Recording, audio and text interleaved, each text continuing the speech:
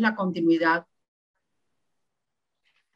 agradecerles la presencia, la asistencia, el apoyo de Proyecto Base de la Fundación de la Cultura Urbana y sobre todo también saludar la presencia y el apoyo del doctor Roberto Briceño León, nuestro conferencista de hoy. Realmente ha sido una continuidad extraordinaria que ya hemos podido llevar estas conferencias sucesivas en medio de estos tiempos tan procelosos y tan complicados con cambio de horario y todo, pero bueno, parte de la ventaja, como estábamos conversando antes de instalar la sesión, es que todo esto queda grabado y está en línea para que pueda ser consultado por todos los que se inscribieron y por todos quienes de alguna forma están interesados en el tema. Hoy, como ya había anunciado Gabriela, es nuestra última sesión de lo que, como hemos dicho en las otras oportunidades, es este proyecto sobre la sociedad venezolana del siglo XX, cuya edición ya se encuentra en Amazon y cuyos textos están disponibles parcialmente en la página de ProDaVinci. Hoy tenemos la oportunidad de escuchar al profesor y doctor Roberto Briceño León.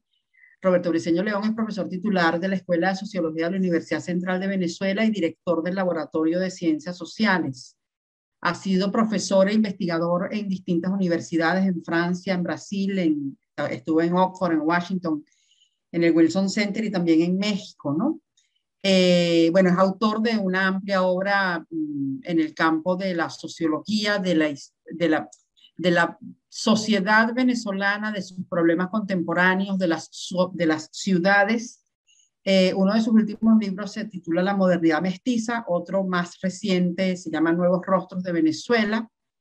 Ha sido participante en distintos proyectos de investigación, tanto en Asia como en África, como en América Latina. Y en este momento el doctor Briceño León se encuentra como profesor en la Universidad Federal de Ceará en Fortaleza, Brasil. De manera que le agradecemos muy especialmente que desde allá nos esté acompañando hoy en esta última sesión de nuestro curso sobre la sociedad venezolana del siglo XX. La conferencia del doctor Briceño León, que se titula Un siglo de inclusión social, de alguna forma recoge y es una reflexión que reúne muchos de los aspectos que hemos ido viendo progresivamente y que además abarca lo que representó esa transformación global de la sociedad venezolana que se resume en esta idea compleja y tan, digamos, tan diciente como es el de la inclusión social. Así que bueno, le agradezco muchísimo al doctor Briceño por acompañarnos, a todos ustedes por estar acá.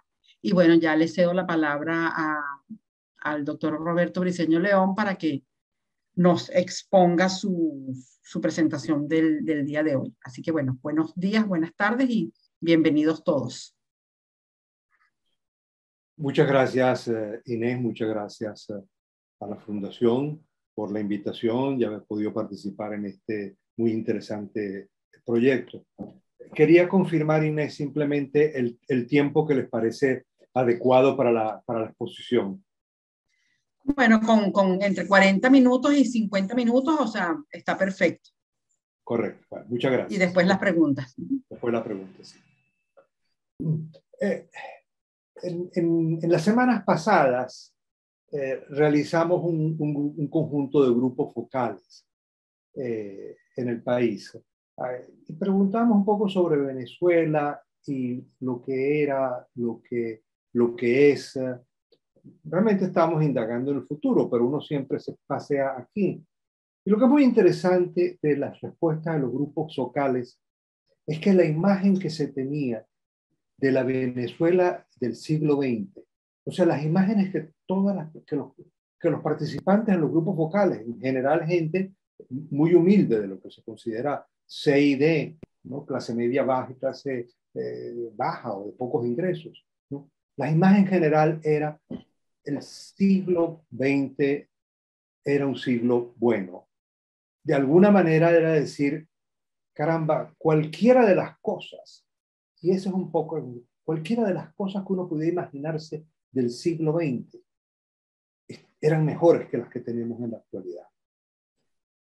Es decir, eso contrasta de una manera brutal con la imagen que se tenía, que tenía esa misma sociedad y esos mismos grupos sociales, ¿no? en 1997, 1998, es decir, a finales del siglo XX, en el cual veían el país con una intensidad de problemas y en la cual en la actualidad esos mismos grupos sociales dicen, bueno, la educación era mejor, la vida era mejor, las vacaciones eran mejor. Es decir, no añoran de alguna manera lo que fue el siglo XX.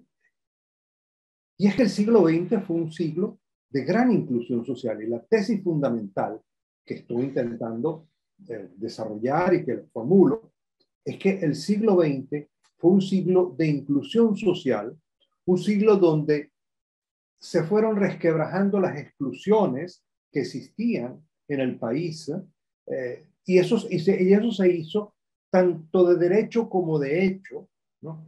Y se buscó en el siglo XX integrar a la población en una unidad nacional y además crear una conciencia de un nosotros, una conciencia histórica de un nosotros.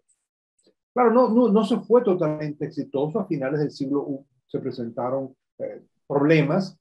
Muchos de esos problemas eran por las aspiraciones de una vida mejor, y por eso el contraste tan grande que se tiene, porque muchos de los cambios y de las decisiones políticas que se tomaron o que tomaron los individuos, ¿no? Eran por unas aspiraciones de una vida mejor, y lo que se ha tenido y lo que hoy vivimos es algo radicalmente distinto.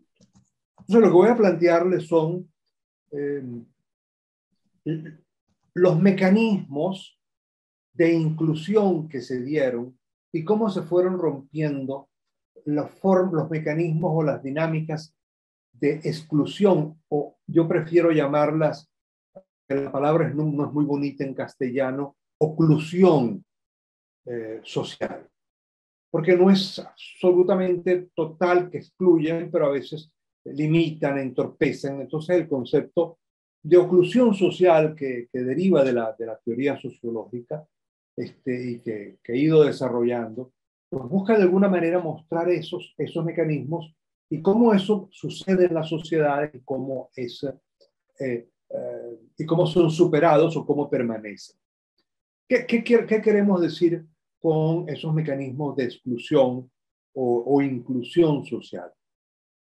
Las sociedades se organizan, y todas las sociedades se organizan a través de mecanismos de inclusión y de exclusión. Es la forma normal, natural, si se quiere usar ese término, en las cuales las sociedades se organizan, y eso lo hacen, y esas exclusiones e inclusiones actúan, bueno, para bien y para mal, como uno los quiera ver en las sociedades. Pero uno de los progresos sucesivos en la civilización y en la sociedad es que tienden a desaparecer, ¿no?, las exclusiones colectivas, y tienden a reducirse a exclusiones individuales, es decir, de los méritos, a las circunstancias individuales, y no a las de las categorías sociales más amplias. Eso da unos grandes avances, y lo que se puede decir, bueno, que ha sido la sociedad liberal, la sociedad capitalista, la democracia, o sea, todo lo que ocurre después de la Revolución Francesa en otras instancias, ¿no? Pues todo eso va en esa dirección de una mayor exclusión o inclusión. Ahora, los mecanismos permanecen.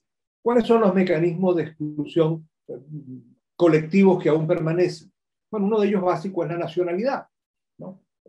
La nacionalidad. Si usted nació en un país, tiene derecho a votar, tiene un conjunto de derechos, y si nació en otro país, no. Y usted puede haber nacido de un lado del río, como ocurre en Apure, ¿no?, o en Táchira, y bueno, usted nació de un lado del río y tiene unos derechos. Si nació del otro lado del río, no tiene los derechos. La exclusión es por la nacionalidad, y es una exclusión colectiva. Ese es un tipo de exclusión negativa, una oclusión, perdón, no, aceptada en las sociedades, y no necesariamente es vista como negativa.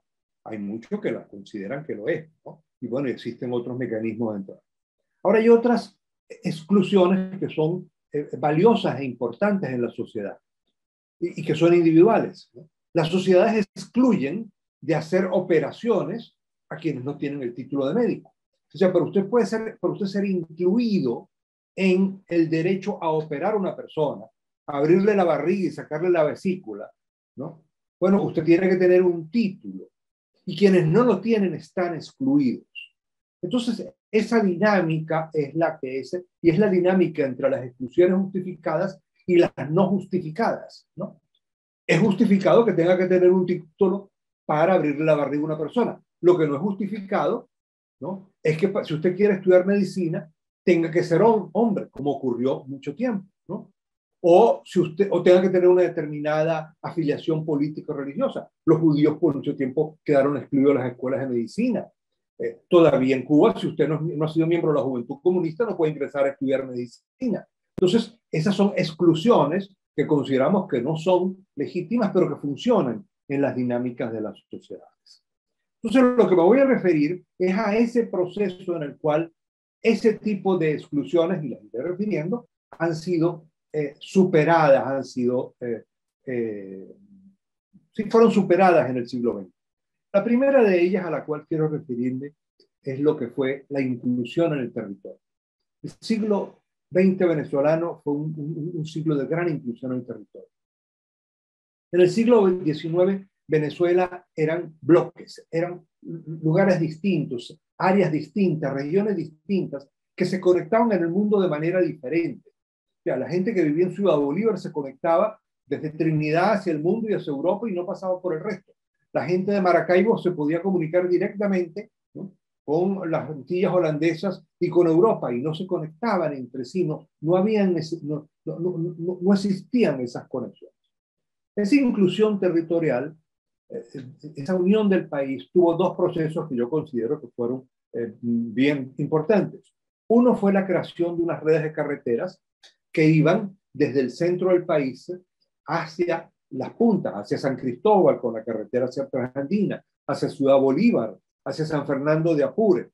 El motivo era político, el motivo era militar, de poder llegar con el ejército y controlar, pero es que ese motivo permitió la construcción de una idea de nación, y una nación que estaba unida por un territorio, ¿no? Porque si no era una situación extremadamente complicada llegar de un lugar a otro, y eso fue simplemente las guerras civiles, los conflictos, las sublevaciones que se daban en el país. Un segundo factor muy importante de eso fue la explotación petrolera. La explotación petrolera que se da en el siglo XX requiere de actividades de exploración demandantes de mucha mano de obra. Esa mucha mano de obra se mueve en el país. Entonces, la exploración del petróleo empieza a generar un conjunto de migraciones internas. Y ese conjunto de migraciones internas puso en contacto en el país a personas, a grupos sociales que nunca se habían encontrado. La exploración alrededor del lago de Maracaibo, cuando uno observa lo que fue Lagunillas y todo lo que está Cabimas, todo lo que es la costa oriental del lago, y lo que está, bueno, ahí se encontró una parte del país que nunca se había visto. Por un lado estaban los surianos que estaban por allí, que siempre habían estado, ¿no? Pero para todas las actividades de exploración y actividades en el lago, llegaron los margariteños, que eran navegantes fabulosos, entonces los fueron empleando y se iban a trabajar allí. Y llegaron también los migrantes de Trujillo, ¿no?, que no se metían al agua porque los andinos y los trujillanos le tenemos miedo al agua, pero bueno, trabajaban en todas las actividades en tierra dando apoyo a lo que era la actividad petrolera. Eso permitió un encuentro, ¿no?, y la creación de una conciencia más colectiva de nación, ¿no?, de unidad y de inclusión de todo, ¿no? A finales del siglo también hubo todo lo que fue la tesis de la inclusión del sur del país, y hubo los programas de la conquista del sur. Eso no se logró mucho y de alguna manera hay todavía áreas extremadamente difíciles de incorporar y hay muy poca población. A fines del siglo pasado, menos del 5% de la población venezolana vivía al sur del Orinoco. Es decir, había una carencia muy grande de apropiarse de ese territorio de una manera tal y de incluirla directamente. Entonces, vemos por un lado la inclusión territorial. Un segundo elemento sería a destacar lo que llamo la inclusión en el trabajo libre. La posibilidad de incluirse en el trabajo libre. Esto tiene dos componentes. Uno es la libertad de escoger patrón, de escoger dónde trabajar, ¿no? Y un segundo elemento, tener la capacidad de movilizarse y tener acceso al dinero. Al inicio del siglo XX, las relaciones sociales de trabajo que existían en el café, en la ganadería, ¿no? Eran unas relaciones de sometimiento que no eran propiamente el trabajo libre capitalista.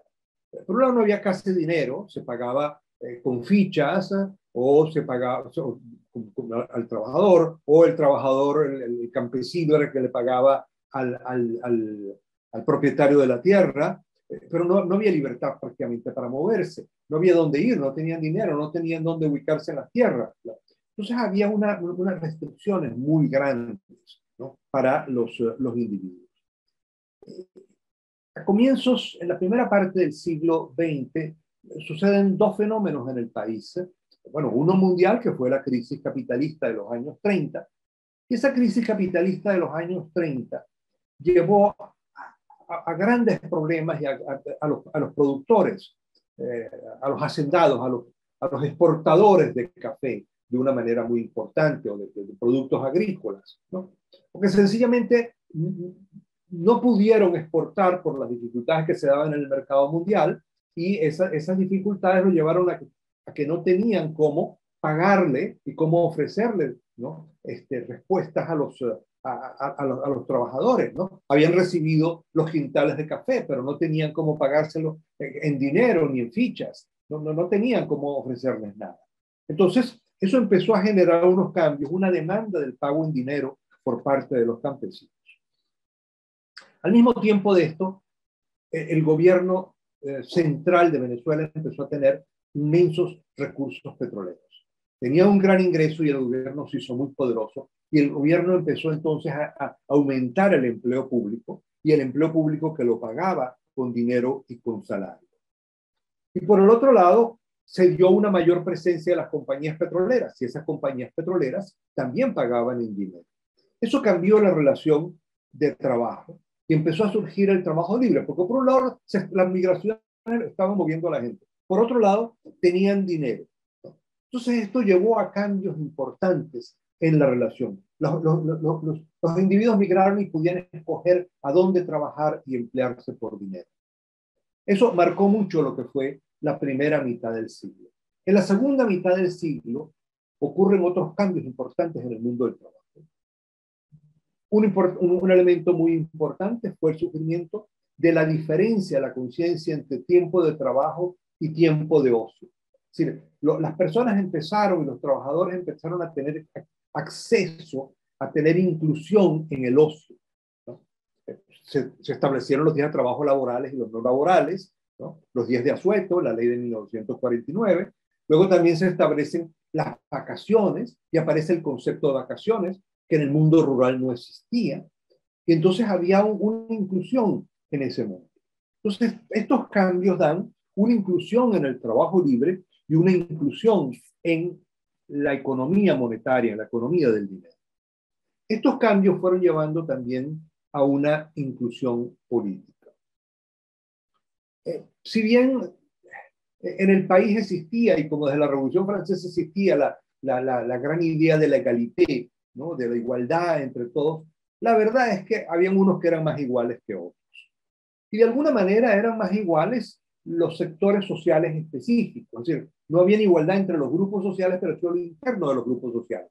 Es decir, había igualdad entre los propietarios, o había igualdad entre los hombres, o los hombres propietarios, pero no había igualdad entre los hombres y las mujeres en términos de los derechos políticos, entre los propietarios y los no propietarios, entre los que sabían leer y los que no sabían leer.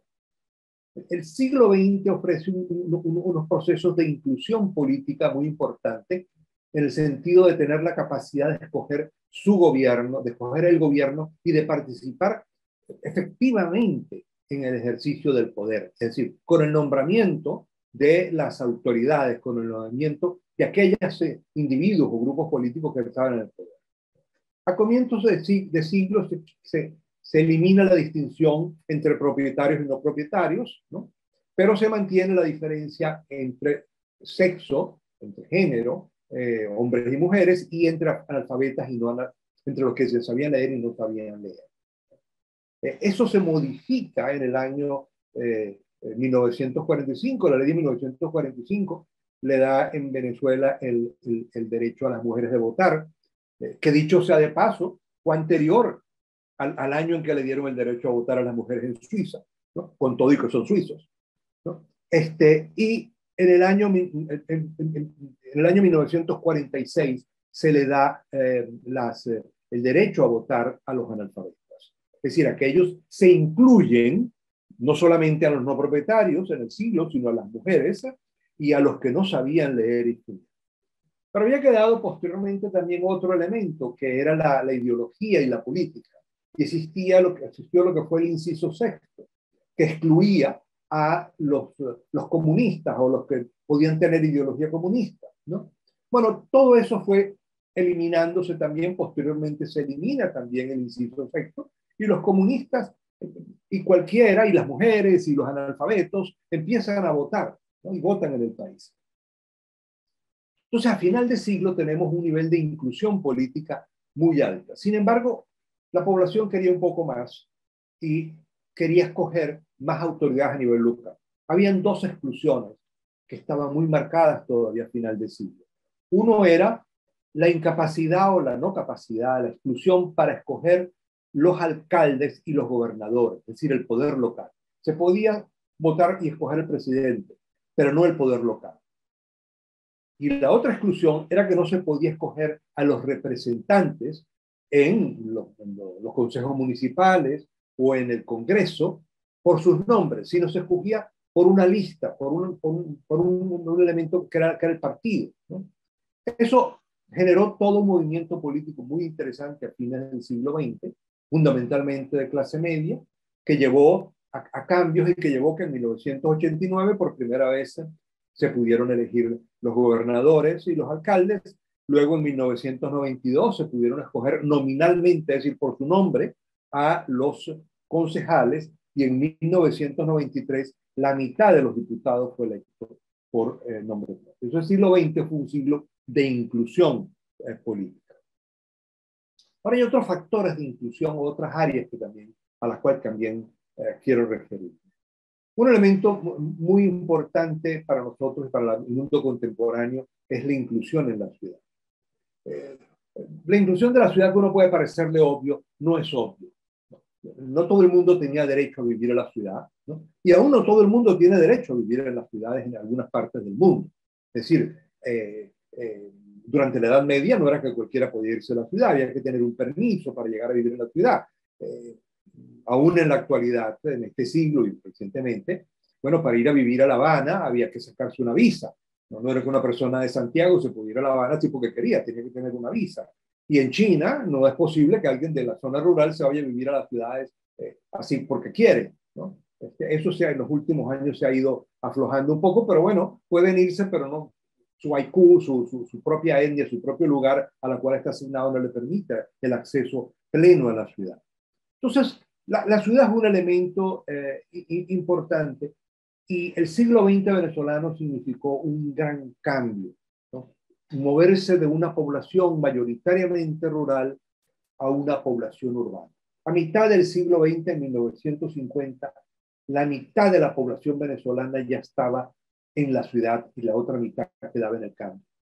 A mitad de los años 50, se estima que en 1955, 56, ya pasó a ser mayoritariamente urbano, ¿no? Más o menos en esa época. Y la población también ha aumentado, se había duplicado desde el inicio del siglo, que era más o menos 2,5 millones, a 5 millones aproximadamente en 1950. Esa llegada a la ciudad no necesariamente significó que todos quedaron incluidos. Unos sectores sociales se integraron a la ciudad formal, se integraron a la cuadrícula que tenían las ciudades. Pero otros no pudieron pagar alquiler o no tenían cómo comprar una vivienda. Entonces las ciudades no tenían cómo recibirlos y cómo crecer. Estos grupos sociales se incluyeron a sí mismos y es lo que conocemos como los barrios en Venezuela. Son grupos que llegaron a la ciudad y fueron construyendo su ciudad al lado. Se fueron haciendo ellos mismos su ciudad. Ahora, Esto generaba una situación muy particular, porque ellos construían sus casas, construían sus terrenos, pero no eran incluidos formalmente. Estaban excluidos formalmente, no existían. Cuando yo comencé a trabajar en sociología urbana, una de las cosas que me llamó mucho la atención este, en el inicio de la carrera, ¿no? En los años 70, era que en los mapas, ¿no? En los planos de la ciudad, todos los barrios estaban pintados de verde, porque eran considerados zonas verdes. Y claro, uno decía, esto es una locura, porque yo levanto los ojos y veo la Ceiba, San Agustín, la Charneca, pero veo el plano y veo que lo tiene pintado de verde como un parque, ¿no? Bueno, porque no eran aceptados formalmente como tal, no existían. Y durante mucho de ese tiempo existió la política de desalojos, era buscar sacarlos de la ciudad, y eso se mantuvo, y se mantuvo por mucho tiempo. Lo que hoy conocemos como 23 de enero, que originalmente fue 6 de diciembre, fue hecho por Marcos Pérez Jiménez como una manera de sacar los barrios, de higienizar la ciudad, de desalojarlos, ¿no? O de ofrecerles otro tipo de vivienda. Bueno, eso obviamente no funcionó, ¿no? Las políticas de desalojos sin lugar se mantuvieron por mucho tiempo, incluso hasta los años 70, pero no había una aceptación. Las luchas urbanas, la transformación del país, hizo que que aquella dualidad que se tenía, porque el gobierno o los políticos no los reconocían, pero al mismo tiempo les colocaban el agua, les hacían las escaleras cuando llegaban las elecciones, de una manera muy precaria, pero les daban los servicios porque querían ganar los votos, pero al mismo tiempo no los reconocían, ¿no? Eso fue así hasta 1987, en lo cual las zonas de los barrios fueron reconocidas e integradas a la ciudad, fueron incluidas en la ciudad, ¿no? Incluidas no solo de manera práctica, que ya muchas veces lo era, sino aceptados, reconocidos como tales y reconocidos en los planos y en los planes urbanos. Otra inclusión importante en el siglo XX fue la inclusión en la familia. Las familias es un mecanismo, son los mecanismos que tienen unas formas de inclusión y exclusión o de oclusión muy importantes en las sociedades, y eso ha sido así históricamente en la historia de la humanidad, ocurre así, y de alguna manera todavía sigue ocurriendo en muchos lugares. Y es en parte lo que son todos los mecanismos que uno conoce como endogamia y exogamia, ¿no?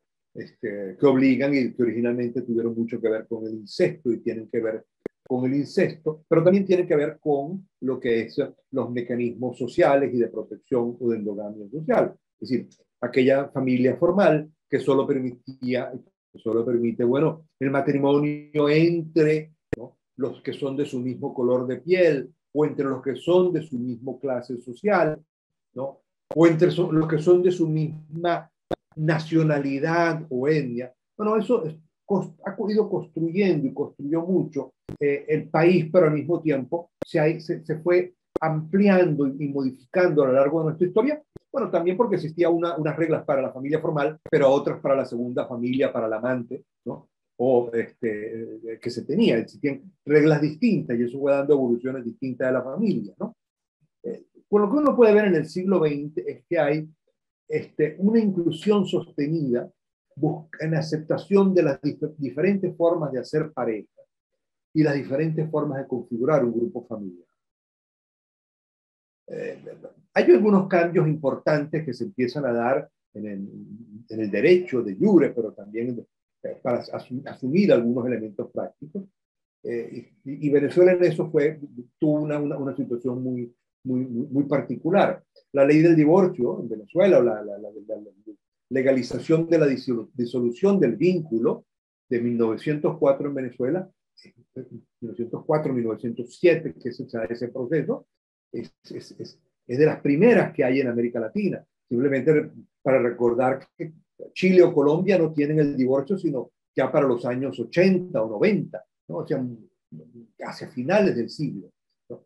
Esa aceptación del divorcio empieza a permitir la reconstrucción de las familias y empieza a permitir la generación y la aceptación de formas de familia distintas en las cuales las familias, ¿no? Que divorciadas, si bien podían no ser vistas en unos sectores sociales, pues empezaron a ser aceptadas. Es decir, no eran excluidas como eran excluidas antes. También cambió toda la idea del divorcio castigo hacia el divorcio remedio, y ya no era el divorcio para quitarle la patria potestad a las madres, fundamentalmente a las mujeres, sino, bueno, una idea de una nueva familia en la cual se puede compartir, la patria potestad compartida, ¿no? Esto también llevó a lo que fue la aceptación del concubinato, y no como hecho, porque como hecho estaba muy aceptado en el país. En realidad, en el siglo XX, aumentaron muchísimo los matrimonios legales, prácticamente se triplicaron. Claro, mucha gente ve que aumentaron los divorcios. Claro, aumentaron los divorcios porque también aumentaron los matrimonios legales, ¿no? Entonces fue un siglo, ¿no? de transformación, pero hubo algo muy importante, ¿no? Que fue que, bueno, se reconoció, ¿no? El concubinato como un matrimonio de hecho. Y estos fueron cambios importantes que se dieron a partir de los cambios en el Código Civil, en el cual, y esto le daba a la mujer unos derechos que previamente no tenía porque no era esposa. Al considerar el concubinato como un matrimonio de derecho, se incluye a la mujer y se incluye en la sociedad un tipo de familia y un tipo de pareja que antes no era incluido. De un modo similar ocurría con los hijos ilegítimos, o llamados naturales, ¿no? Durante mucho tiempo en nuestra legalidad y en Venezuela, los padres no podían reconocer a sus hijos fuera del matrimonio, inclusive si lo desearan, inclusive deseándolo. La ley no se los permitía. Y eso dio mucho en la sociedad venezolana, aquellas familias que eran hermanos y que se creaban como hermanos y que se consideraban como hermanos, pero tenían apellidos distintos. Bueno, porque no había podido ser reconocido de derecho, de jure, ¿no? Pero los padres lo reconocían, el padre lo había reconocido y lo reconocían y los hermanos lo reconocían como hermano y constituían una familia, pero legalmente no podía, ¿no? Eso cambió con la reforma del Código Civil de 1982, en los cuales se asume que un padre casado podía reconocer a un hijo nacido fuera del matrimonio, pero además se le dio cantidad de derechos a esa mujer y a ese hijo, se les incluyó, ¿no? En la cual si el padre inclusive negaba, tenía que someterse a exámenes biológicos. E incluso si se negaba a hacerse los exámenes biológicos de ADN para comprobar la paternidad, la negación podía ser considerada, ¿no? Un reconocimiento de paternidad. Es decir, se aumentó notablemente, se le dio mucha inclusión a esos hijos que antes quedaban excluidos por ser ilegítimos o naturales. Pero había un hecho práctico, que era que los hijos ilegítimos entonces tenían un solo apellido y eran un motivo de exclusión social, porque al escribirse en las escuelas o al estar, tenían un solo apellido, y ya con el solo hecho de tener un solo apellido se sabía que era un hijo ilegítimo o natural, porque la legislación y los hábitos de Venezuela obligaban al doble apellido, ¿no? No así ocurre en otros países, pero en Venezuela obligaba el doble apellido, el de la padre y el de la madre. Eso también cambió y se dio una legislación muy importante de inclusión que permitía que el hijo ilegítimo, el hijo que solamente fuese reconocido, ¿no? O que solamente tuviese la presencia de la madre, se le podía, ¿no?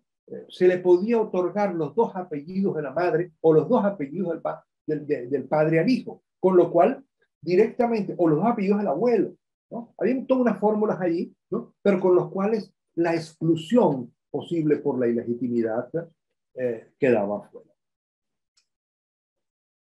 Voy a referirme a otras formas de inclusión, exclusión, que creo importantes el tiempo avanza. Quisiera referirme a tres elementos más. Uno es la inclusión de los extranjeros, otro la inclusión en el mestizaje y otro la inclusión en el ejército.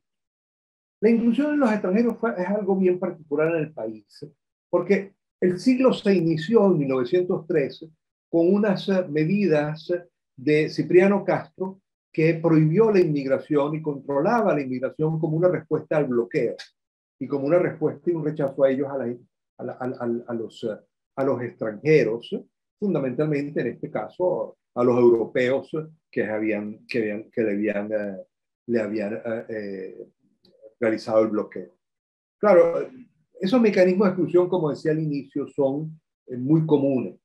Los forasteros no son admitidos, los forasteros tienen que tener toda una legislación, hay todos unos procedimientos que normalmente uno los conoce como visas. Al final la visa lo que es un permiso para no ser excluido en el otro lado, para abrir una brecha en la oclusión que tiene el otro país, ¿no? Eso se mantiene, como digo, se mantiene. Pero en el país empezó a darse a lo largo del siglo toda una amplitud y una apertura cada vez mayor de esto, ¿no?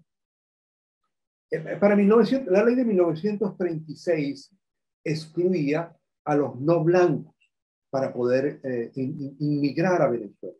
El ingreso parcial era otra cosa y no muy controlado, pero para poder ser un inmigrante y considerar un inmigrante, pues bueno, no podía ser sino los blancos.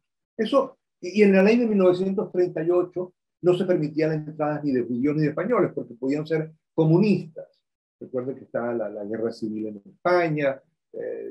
Bueno, y con los judíos había una situación, bueno, particular con toda la situación de Europa, que Venezuela tenía ahí unas posturas bastante ambivalentes en muchos casos, ¿no? Esa situación cambió de una manera radical después de la guerra, de la Segunda Guerra Mundial.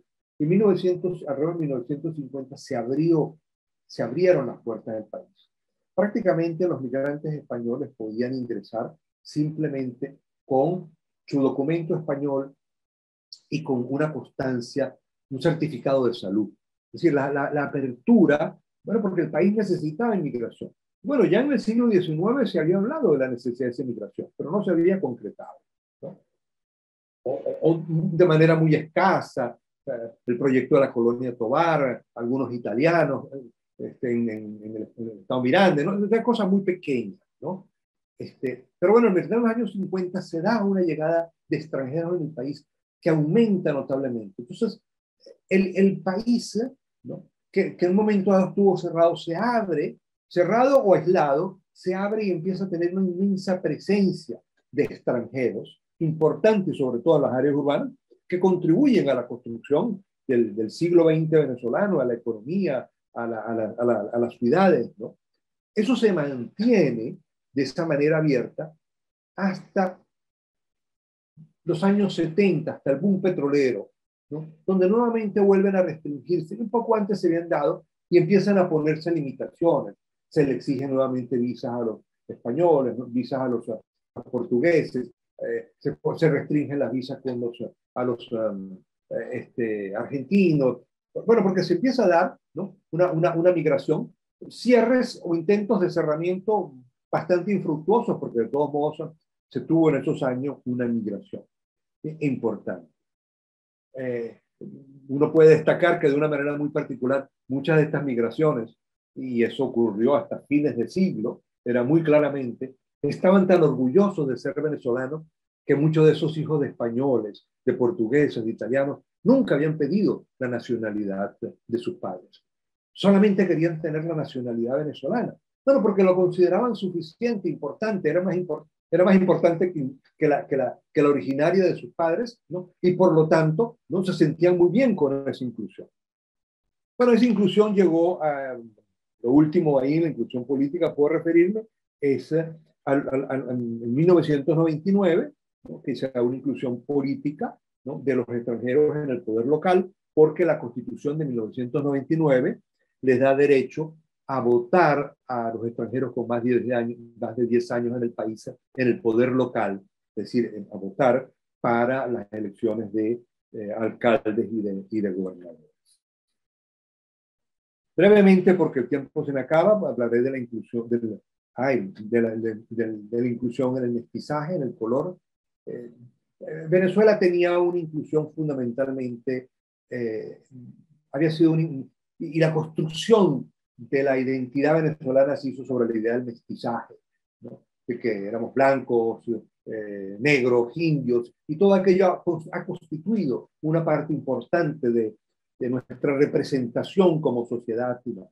Sin embargo, habían algunas diferencias y existían algunas diferencias muy asociadas a lo que es la relación clase, color de piel. Es decir, muchas veces se intentaba, y en el siglo XX incluso se planteó, bueno, los blancos eran ricos, pero no era así. La mayoría de los blancos eran pobres en el siglo XX.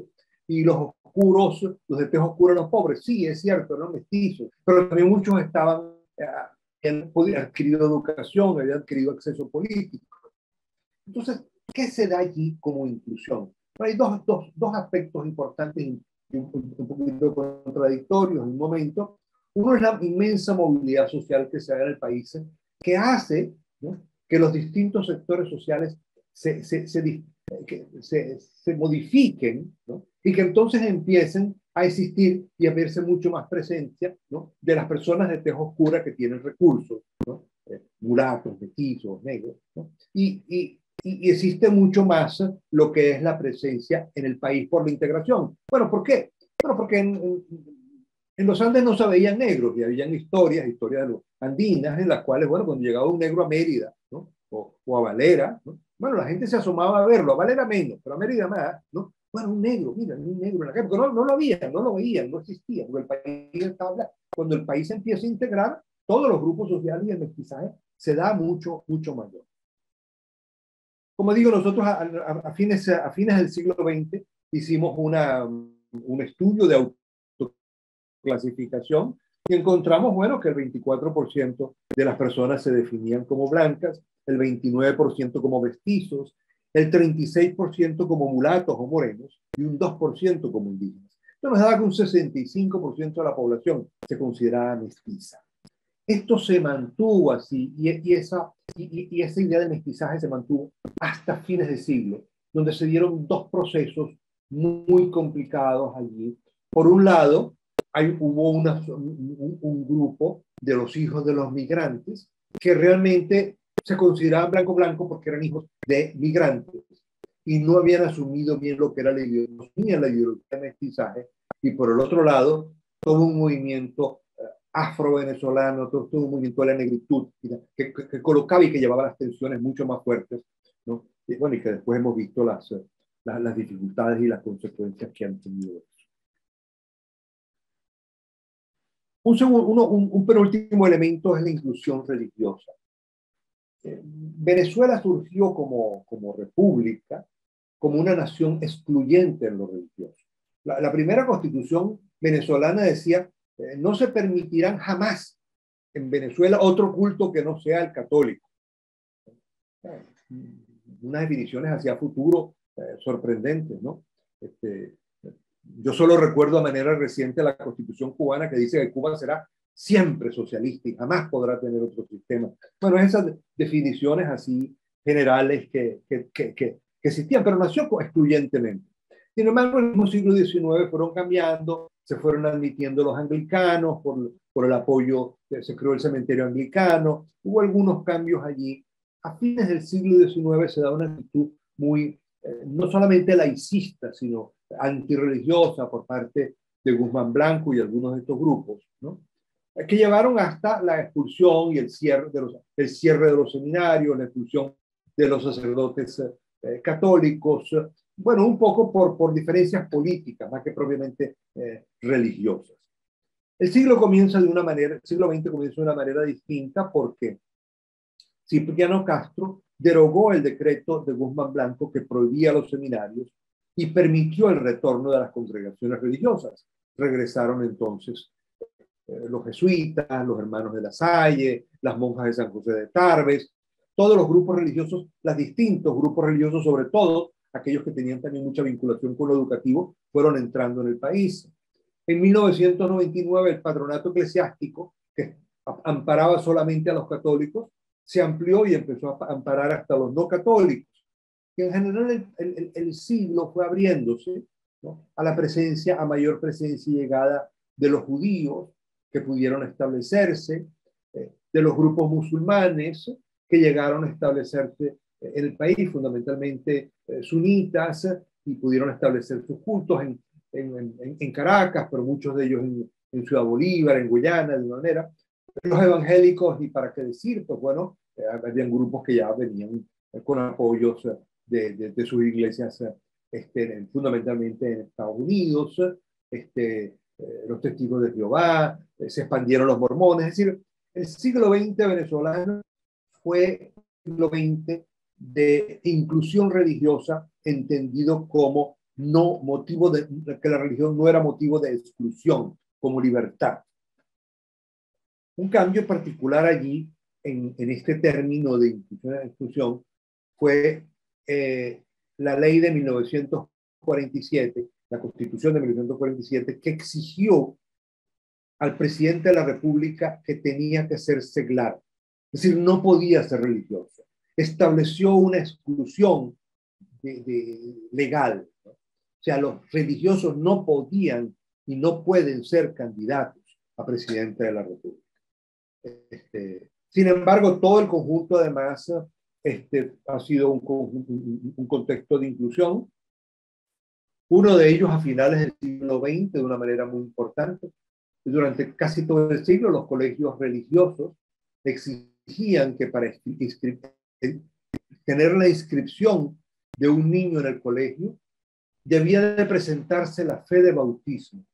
Y en algunos otros casos no podían ser hijos de padres divorciados. Pero fundamentalmente lo más duro era la fe de bautismo, con lo cual se excluía otros grupos religiosos.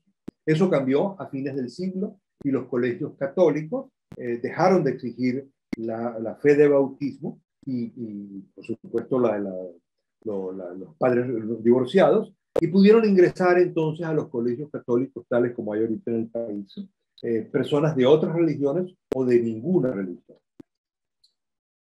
Y finalmente, la inclusión en el ejército. El oficio militar, de oficial militar, ha sido históricamente una profesión aristocrática. Y eso es de siglos, ¿no? Solamente la aristocracia era la que entraba a la formación militar. Por supuesto, de oficialidad, de alto rango. Sabemos que la tropa eran los que se recogían, los soldados eran los que buscaban en el camino. Me referiré fundamentalmente a lo que es el ejército, y esto es consolidado fundamentalmente a partir de la oficialidad, ¿no? Eso, en Venezuela, esto dio unas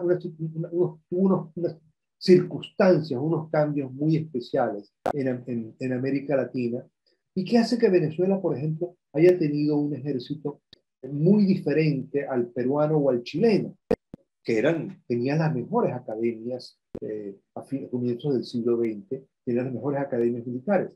Y la gran diferencia es que las academias militares en los otros países eran pagas, había que pagar para estudiar. En Venezuela las academias militares que se hicieron, también fueron gratuitas. Eso permitió una mayor, ¿no?, movilidad social y una mayor fluidez social. Sin embargo, para la oficialidad existieron en el siglo XX otras formas de exclusión social importantes. Una primera, en gran medida, fue una exclusión regional.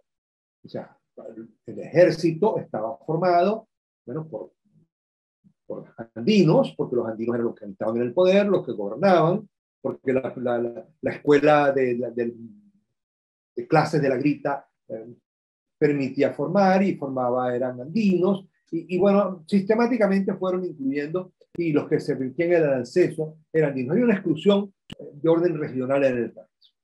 Luego se dio en el país una exclusión por simpatías partidistas. Fundamentalmente empiezan a darse después de la Revolución de Octubre y después de los años 40 y 50, en el cual, bueno, es acción democrática, estos otros partidos los que empiezan a hacer un filtraje, sacan del ejército a los andinos y empiezan a hacer un filtraje más de orden partidista, ¿no?, que empieza a regular allí, o intenta regular, sin que tampoco tenga muchos éxitos, porque después, bueno, durante los gobiernos siguientes, y sobre todo, bueno, Marcos Pérez Jiménez, pues vuelven a privilegiar buena parte de lo regional.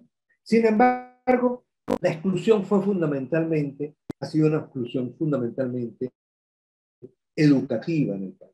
Eso llevó que para ingresar a la oficialidad primero había que tener estudios de primaria, después se exigió tener hasta tercer año, después se exigió y se exige ser bachiller, ¿no? Es decir, el motivo de exclusión no era colectivo, era individual, ¿no? Y esto daba una diferencia importante. Para superar incluso las exclusiones que allí podían darse, a los estudiantes que llegaban a ser cadetes se les ofrecía una beca, buscando de esa manera darle acceso a distintos sectores sociales y hacerle el ejército más inclusivo. Sin embargo, se mantuvieron algunas diferencias, fundamentalmente por los recursos de la familia, recursos económicos y recursos culturales, y en cierta medida a veces recursos geográficos también.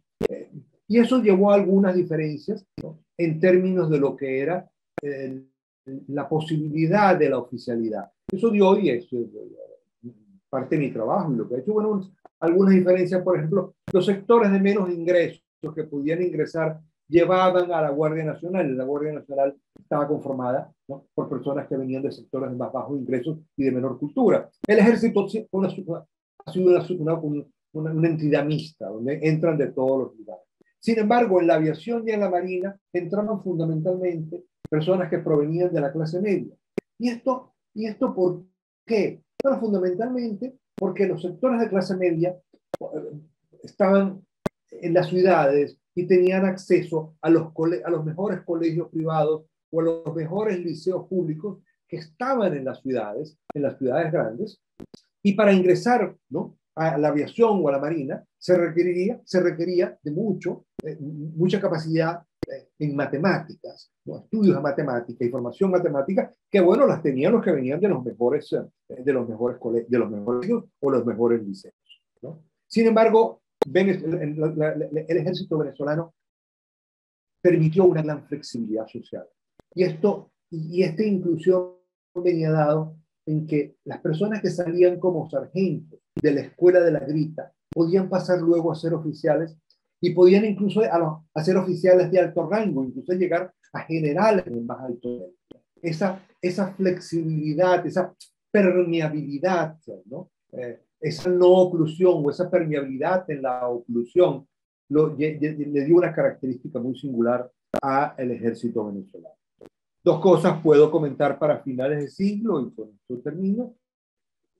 Da la exclusión, hubo una exclusión que al final terminó siendo nuevamente partidista o familistica, ¿no?, que bueno, los ascensos que se daban en el Congreso ya tenían que ver con las orientaciones partidistas, y un elemento muy particular, que es el restablecimiento en la Constitución de 1999 del fuero militar, que había sido eliminado en 1830, con lo cual convirtió a la oficialidad, que solamente puede ser juzgado por tribunales militares, en una élite, en una norma de exclusión del resto de la dirigencia de la sociedad, muy marcada y muy importante. Bueno, lo que puedo decir de esto, y que con lo cual concluye mi capítulo, es que todo eso llevó a que el siglo XX además generó una inclusión en el futuro, una inclusión por la salud, mejoró las condiciones de salud de una manera importante, mejoraron las condiciones de educación, aumentó notablemente la educación en el país, en todos los sectores, aumentaron los servicios, ¿no?, el acceso a la electricidad, el acceso al agua potable. Bueno, se incrementó en el país a finales de siglo, ¿no?, comparado con otros países de América Latina, de los pocos países, uno de los que menos tenían gente excluida porque no tenía agua potable que le llegaba a su casa, o porque estaban excluidos de las redes de cloacas de las ciudades, ¿no? Luego fueron incluidos, ¿no?, a finales de siglo también en los servicios. Un elemento muy singular eran los teléfonos. Los teléfonos generaban una exclusión en la sociedad, porque los teléfonos estaban solamente en las zonas formales de la ciudad. Los barrios no tenían líneas fijas de teléfono porque no había no se podía instalar un cableado así, no lo instalaban, ¿no? Bueno, luego aparecieron a finales del siglo los celulares y sencillamente todo el mundo pudo empezar a tener acceso al teléfono sin diferenciar un otro. Entonces, de una manera muy particular, el celular se convirtió en un dispositivo de inclusión social. Entonces, con esto quiero decir, bueno, con todas las dificultades que se tenían, ¿no? El siglo XX venezolano fue un gran siglo de inclusión social, ¿no? No era el sentimiento que uno podía encontrar, al menos lo que mis estudios daban a fines del siglo, no era lo que la gente sentía. Lamentablemente, lo que pasó después fue más bien una marca, y lo que tenemos en este siglo ha sido un aumento de las múltiples formas de exclusión social, desde la exclusión social política, con casos como la lista Tascón, ¿no? Hasta todo lo que podemos ver en la actualidad, o lo que pudimos ver en las elecciones de hace apenas 2 semanas en el país.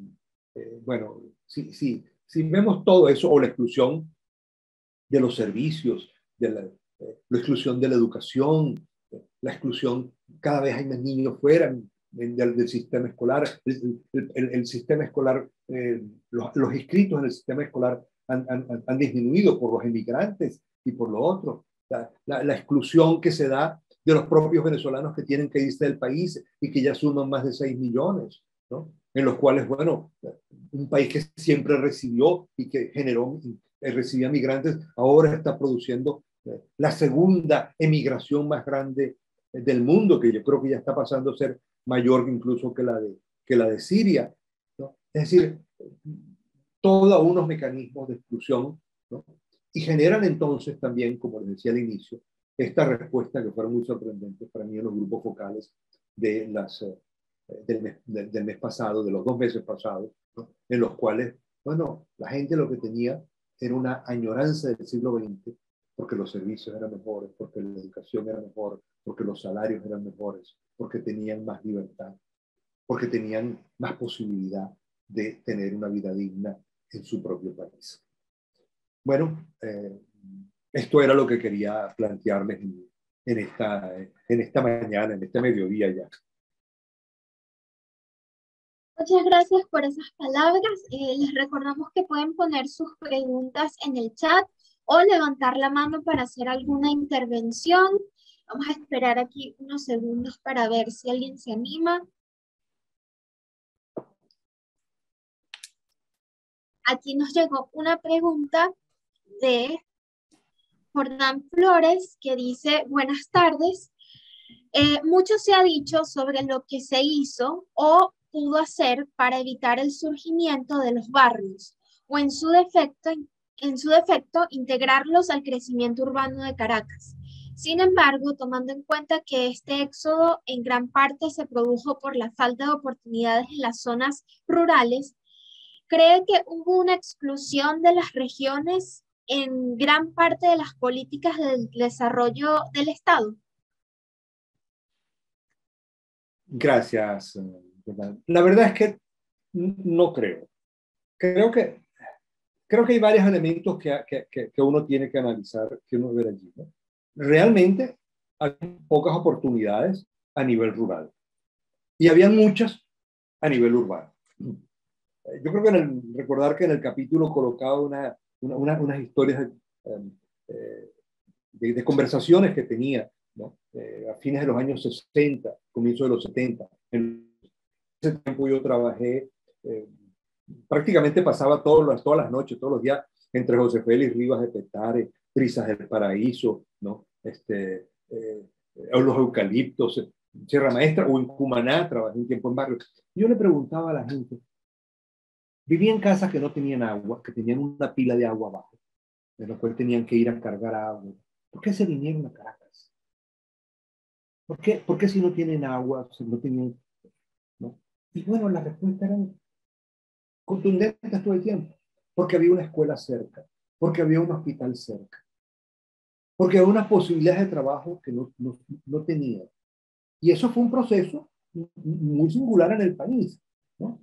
Claro, por años, la persona que menos ganaba, cuando uno sacaba estas cuentas grandes, la persona que menos ganaba en Caracas ganaba 3 veces lo que ganaba una persona media en Barquisimeto o en otras ciudades. Entonces, bueno, las oportunidades estaban en un lugar. Entonces,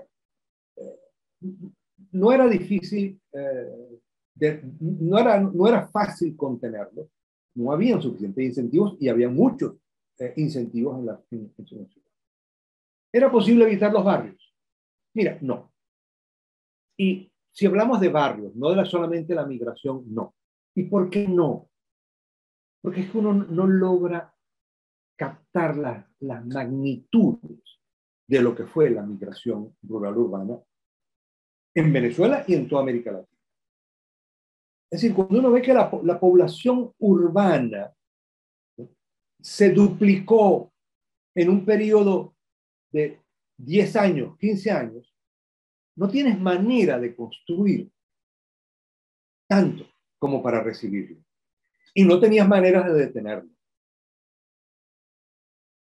China ha logrado construir y construir y construir una cosa, una barbaridad las construcciones que ha tenido, pero no le ha sido suficiente, que ha tenido que mantener todavía la visa para que puedan venirse a la ciudad. Nosotros no teníamos visa, la gente podía llegar y no había capacidad. O sea, el gobierno no tenía capacidad para producir, nadie, ¿no?, ni siquiera la empresa privada para producir tantas calles, tantas casas, ¿no?, como las que hubiese requerido la organización. Claro, habían otros criterios. Había una obstrucción y una obsesión de que no podían venirse a la ciudad, no debían venirse a la ciudad. Bueno, pero se venían. ¿Y cómo era que no podían venirse? Porque si le estabas obstruciando toda la ciudad, ¿por qué le ibas a decir que no podían venirse a la ciudad? Bueno, y se hicieron carreteras. Recuerdo mucho una conversación con Luis Lander, el fundador del Banco Obrero, el maestro, con Luis Lander, el ingeniero Luis Lander, y él nos contaba, él decía, bueno, nosotros hicimos, en los años 60, en el gobierno de Betancourt, hicimos todo lo posible por construir carreteras, ¿no?, y colocar cada vez más carreteras hacia las zonas rurales. Bueno, se hizo la reforma agraria y todo lo demás, ¿no? Y hacíamos las carreteras, que era lo que él estaba convirtiendo, ¿no?, para que pudiera llegar el desarrollo allá, que llamaban ellos, y resulta que la gente lo que hacía era que agarraba la carretera para venirse para Caracas. Lo que hacíamos era facilitarle la carretera para que se viniera para Caracas. Entonces, hay un proceso social en el cual no era fácil y no ha sido fácil de detener, ¿no? Y la demostración es que ningún país de América Latina lo ha podido detener, ¿no?, en primer lugar. Y en segundo lugar, desde el punto de vista urbanístico, esto quiere decir calles, agua, electricidad, casas, construcción, no existía la capacidad. Las ciudades crecían, ¿no? La ciudad tradicional crecía de una manera muy lenta a partir de las orillas, del crecimiento de las orillas, ¿no? Y los pobres llegaban a las ciudades y se iban a vivir a las orillas, ¿no? Y por eso existía la idea de los orilleros, ¿no?, que eran los pobres, los que no tenían educación, iban a las orillas. ¿Y qué eran las orillas? Eran, ¿no?, los historiadores urbanos conocen mucho de eso, y me conocen mucho de eso. Bueno, era sencillamente, iban sumando una cuadra más otra cuadra, ¿no?, creciendo el damero. Pero ¿qué es lo que sucedió? Que el damero explotó, y explotó porque no tenía capacidad para recibir más. Explotó de una manera gigantesca, ¿no?, por el volumen que tenía. No tengo en este momento la cifra, pero tengo publicado en algunos trabajos antes lo que eso significó en América Latina. Y cuando yo digo, mire, la gente dice, uno dice, mire, es que a comienzos del siglo en Venezuela había un 70%, 80% de la población en la rural y 20% urbana. En 1960 había un 70% urbano y un 30% rural. Cuando uno ve eso, dice, bueno, sí, un 20%. Pero cuando tú dices, ¿no?, es que al comienzo del siglo, en 1920, 1930, tenías 2,5 millones de personas en el país y podías tener entonces 500,000 viviendo en las ciudades, ¿no? y resulta que de 500.000 viviendo en las ciudades pasaste a tener, ¿no?, 7 millones viviendo en las ciudades, es una barbaridad de gente. Por eso es que el fenómeno de los barrios se expande, ¿no?, y crece por todos lados y de una manera, y por eso es que nuestras ciudades las han construido los promotores formales y los pobres. Porque nuestras ciudades, en algunas la mitad y en algunas más de la mitad, las construyeron los pobres. Pero la sociedad por mucho tiempo no lo reconoció o no lo aceptó. Y no lo aceptó de múltiples maneras. Y esto, recuerdo de un ejemplo muy claro de un arquitecto amigo, que fue presidente del Banco Obrero, pero que bueno, trabajamos juntos. Él propuso para un barrio de Petare hacer una urbanización, ¿no?, en un barrio y con las casas que él tenía en escalinatas y cosas, un diseño y una infraestructura y una cosa, lo fue proponer al Consejo Municipal de Petare, ¿no? Él construyó esas casitas. Hay algunas cuando uno va bajando a La Guaira, ya casi que no se ven, pero cuando uno va viajando a La Guaira, pasa por el túnel antes de tomar la autopista a La Guaira. Arriba habían construido casitas de esas. Y en Brisa del Paraíso también, en Escalón, ¿no? Bueno, él hace esa propuesta. Consejo Municipal de Sucre dice, no, eso no se puede hacer porque ahí no se puede construir. Ese es un terreno, ¿no?, que tiene una pendiente de más del 30% y por lo tanto ahí no se pueden construir viviendas. Y él le dice, pero es que si no las construyo yo, se van a construir de otra manera, si no las construimos nosotros. No, no se puede. Porque no se puede, porque ahí no se puede construir. Bueno, efectivamente pasó, él agarró sus planos, se devolvió para su oficina de arquitectura a hacer otras cosas, y lo que efectivamente pasó es que ya hay un barrio ahora, y un gran barrio en Petare, en esa zona donde nosotros. Entonces sí hay elementos también de regulaciones que habría que considerar ahí. Por aquí, Ronald Uribe dice, buenas tardes. Por un lado, siento que somos progresistas desde el punto de vista legislativo y de políticas, pero por el otro, pareciera que la sociedad tarda en asimilar las cosas y tiene un ritmo propio. ¿Existe entonces un sistema anárquico en el país? Gracias. Bueno, ciertamente, Ronald, ciertamente los cambios sociales son mucho más lentos que los cambios en la legislación o lo que se quiera, en nuestra manera de entender la legislación, que mucho de lo que es la legislación en Venezuela, bueno, y en nuestra tradición iberoamericana, es una legislación a veces del deber ser, no del ser, sino del deber ser. Entonces, claro, y ahí uno ve lo que son nuestra constitución. Nuestra constitución está llena de derechos, ¿no? El Estado debe proveerle a todos una vivienda sana y digna. Bueno, debe, está bien, ¿no? Ahora, ¿qué tiene que ver eso con que realmente lo pueda hacer o dónde está, ¿no? Y así mucho. Bueno, mucho de lo que fueron en este siglo los juristas revolucionarios han sido eso, en el deber ser. ¿No? Después se le fue desmontando todo el tinglado que se había montado en el país, ¿no? Entonces, realmente hay una gran diferencia. Ahora, fuera de eso, hay diferencias que están y que llevan tiempo. Por ejemplo, lo que es la ley de la violencia contra los niños. Bueno, ahí se hizo un esfuerzo, ¿no?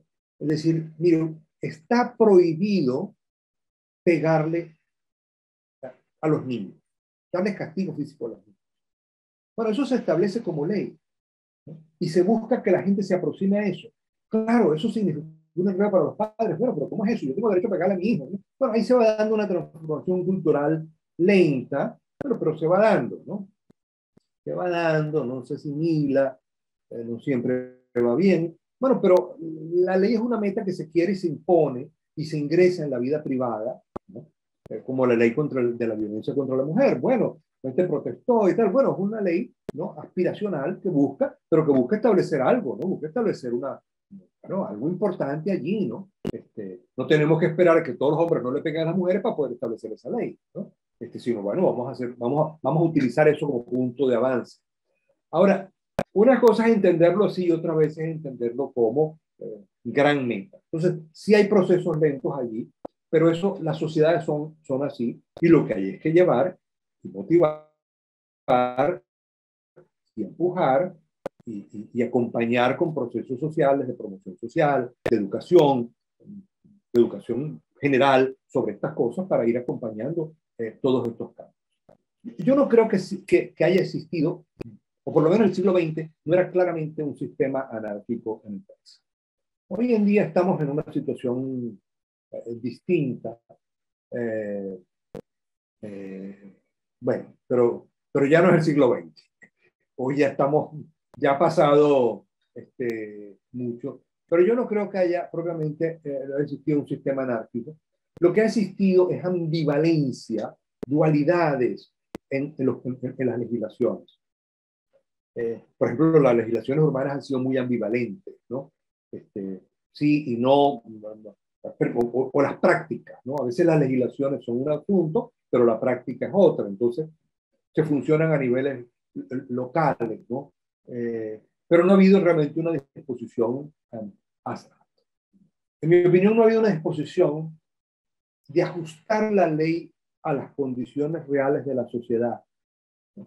Y por lo tanto se han hecho unas leyes que tienden a ser perfectas, y por eso, quizás por eso que aquella vez, no recuerdo en cuál fue el de los discursos, Bolívar habló de las repúblicas aéreas que intentaban algunos legisladores construir, ¿no? Bueno, las repúblicas aéreas eran aquello, pues, una cosa que no estaba aterrizado, ¿no?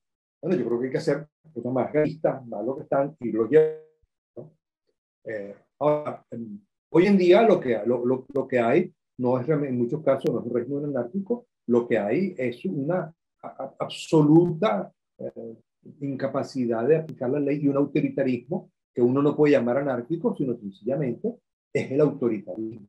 Es más bien, en términos políticos, uno lo llama más bien un sultanismo, que es el autoritario dictatorial. Lo que tenemos en Venezuela es un asunto dictatorial. Lo que pasó en Barinas es un tema dictatorial. Es decir, hago lo que me da la gana. Y eso no es necesariamente un sistema anárquico, es un sistema autoritario, ¿no? Donde tú no sabes a qué acogerte, eso es cierto. No hay regulación, no sabes. Bueno, ¿por qué? Bueno, porque no sabes acogerte, porque un día te dicen una cosa y otra, ¿no? O porque hacen lo que le da la gana, que le quitan competencias. Ayer le quitan competencias al gobernador del estado Sucre y le dan competencias al gobernador del estado Anzoátegui porque es de su grupo partido. Eso no es anarquía, eso es autoritarismo, eso es arbitrariedad, ¿no? Ahora, mucho de lo que sucede en los barrios, donde no hay nada, mucho de lo que sucede en algunas otras zonas, en el interior del país, en parte de las fronteras, bueno, sí es una situación anárquica donde quienes ponen orden son las bandas criminales, regulan, pero las bandas criminales logran generar y controlar y no hacer anarquía, ¿no? En Guadualito, haciendo entrevista en Guadualito, un hacendado me decía: esta es la ciudad más segura de Venezuela. Yo aquí puedo ir al banco y sacar el dinero que me dé la gana y no me roban. Claro, no le robaban porque él pagaba protección a la FARC y a la ELN, a los dos grupos guerrilleros, ¿no? Que lo protegían y que dominan la ciudad, pero los grupos guerrilleros allí impiden la anarquía. Entonces, bueno, creo que lo que intento responderte es un poco que puedo entender la intuición que tienes, pero que creo que hay que afinarla hacia los puntos en los cuales desde las ciencias sociales puede ser más ajustado. Bueno, hasta ahora no hay ninguna otra pregunta en el chat. No sé si alguien quisiera levantar la mano para hacer una intervención. Esperar aquí unos segundos.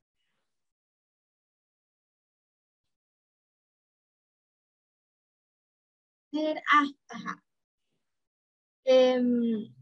Bueno, aquí Gabriela Lepage dice que gracias en el nombre de la Fundación para la Cultura Urbana al profesor Briceño León por esta esclarecedora sesión, a Inés Quintero y Ya, perdón, se me movió. Y a Inés Quintero y bueno, y al equipo de Proyecto Base por hacer posible este curso y por supuesto a todos los asistentes. Me uno nuevamente a agradecerles al profesor Briceño León y a la profesora Inés por el día de hoy y también a todos los que han participado en en este curso. Por aquí Gabriela nos dice que el curso va a estar disponible en el canal de YouTube de la Fundación para la Cultura Urbana. Hasta ahora nada más está el del curso anterior, que es la política del siglo XX venezolano. Aquí tiene el link por si acaso. También se los voy a estar enviando en el correo de la grabación para que puedan acceder también a ese curso. Y bueno, próximamente también van a tener en el canal. Vamos a ver, a esperar un segundo más a ver si alguien más tiene una intervención. Bueno, creo que no. Con eso, Bueno, yo si quisiera, quisieran... Ajá. yo quisiera bueno, aprovechar la ocasión, ¿verdad?, para saludar y agradecerle a Roberto esta exposición tan concluyente de lo que ha sido el proceso que hemos transitado durante estas 6 semanas, ¿no? Sobre todo porque, bueno, deja ver las conexiones, las interrelaciones y sobre todo un balance que nos permite acercarnos al siglo XX con una mirada más favorable y sobre todo después de tantos denuestos que se han hecho en este siglo respecto al siglo pasado. Yo creo que la síntesis que ha ofrecido Roberto es una ventana para lo que es el completo texto de su artículo que cierra el libro y que, verdad, ofrece eso, una mirada transversal sobre cantidad de aspectos que caracterizan este siglo XX y que tranquilamente, como decías al comienzo, Roberto, los mismos venezolanos a la luz del presente se dan cuenta el significado y los alcances de ese siglo que vivimos que vivimos sin darnos cuenta de sus valores y de sus alcances.